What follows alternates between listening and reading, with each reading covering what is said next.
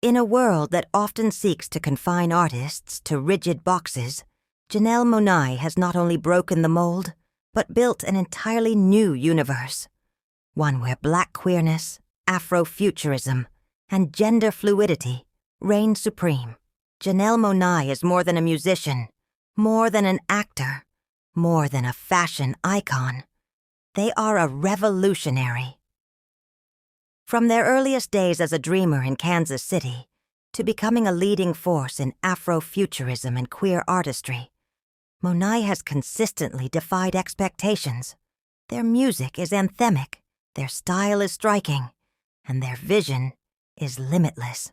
In today's episode of QueerStory, we're diving deep into Janelle Monáe's journey, how they transformed from an ambitious artist into a non-binary cultural icon.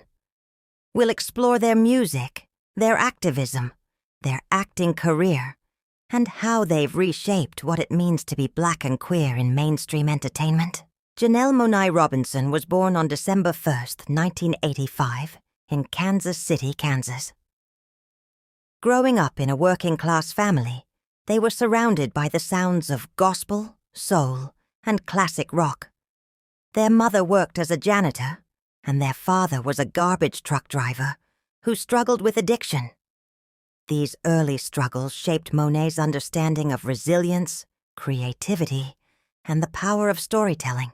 As a child, Monáe was captivated by The Wizard of Oz and Metropolis, the 1927 silent film that would later inspire much of their music. Even at a young age, they were drawn to science fiction, not just as entertainment, but as a way to imagine worlds where identity could be fluid, free from oppression. After high school, they moved to Atlanta to study at the American Musical and Dramatic Academy, becoming one of the few Black students in their program. But Monáe wasn't interested in following traditional paths. They left the academy early and started performing independently, eventually founding the Wondaland Art Society, a collective dedicated to pushing artistic boundaries. In 2007, Janelle Monáe introduced the world to Metropolis, the Chase Suite, an ambitious concept album centered around their android alter ego, Cindi Mayweather. Cindi was a fugitive on the run for falling in love with a human, an allegory for queerness and societal rejection. The themes of the Metropolis series were clear: oppression, rebellion, and the right to love freely. With 2010's The Arch-Android, Monáe built on this narrative, blending rock, funk, and soul with science fiction aesthetics. The album was an audacious statement from an artist refusing to conform to industry norms. Then came The Electric Lady in 2013, an album that further explored gender, sexuality, and resistance. The track Queen, featuring Erykah Badu, was a bold celebration of nonconformity, with lyrics like, "Am I a freak because I love watching Mary? Hey sister, am I good enough for your heaven?" Though Monáe had not yet publicly come out, the queer themes in their work were undeniable. The Cindi Mayweather narrative wasn't just about robots. It was about race, gender, and sexuality, and how marginalized people fight for survival in a world that wants to erase them. In 2018, everything changed. Monáe released Dirty Computer, a landmark album that was their most personal and openly queer work to date. Gone were the strict android metaphors. This time, Monáe was speaking directly about their own identity. The accompanying emotion picture, a visual album, depicted a dystopian world where people's minds were erased for being different.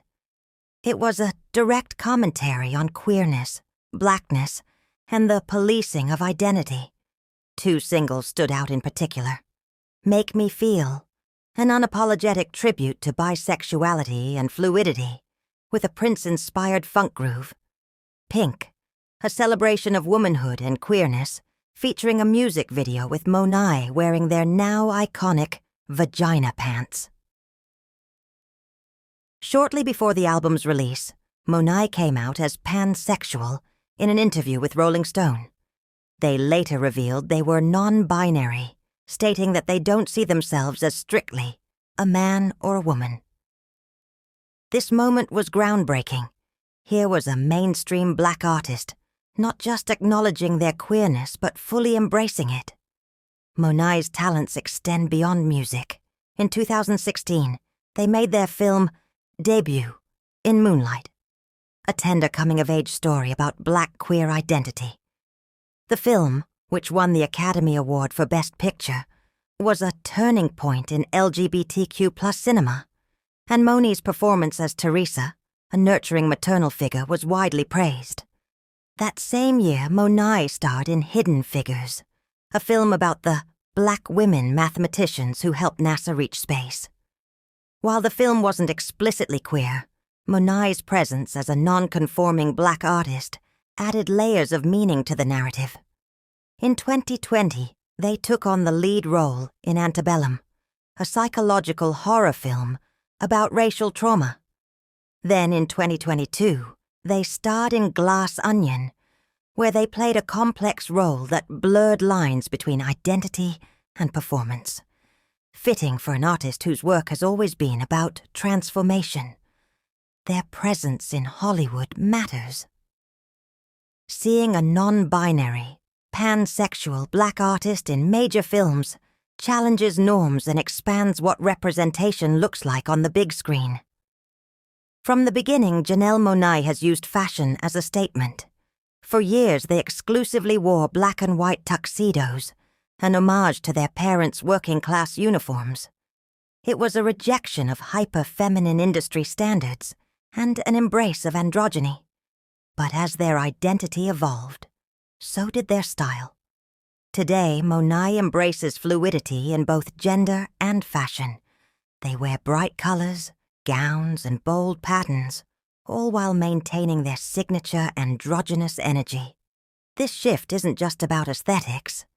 It's about visibility.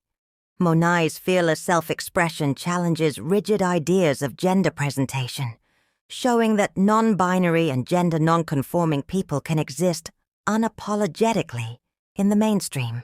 Janelle Monáe isn't just making music and films. They're building movements. They founded Femme the Future, an initiative to support women and non-binary artists.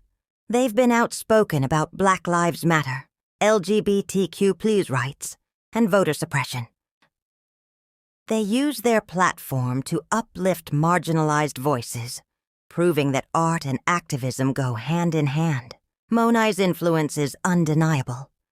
They've paved the way for artists like Lil Nas X and Kehlani, proving that queer black artists can be both critically acclaimed and commercially successful.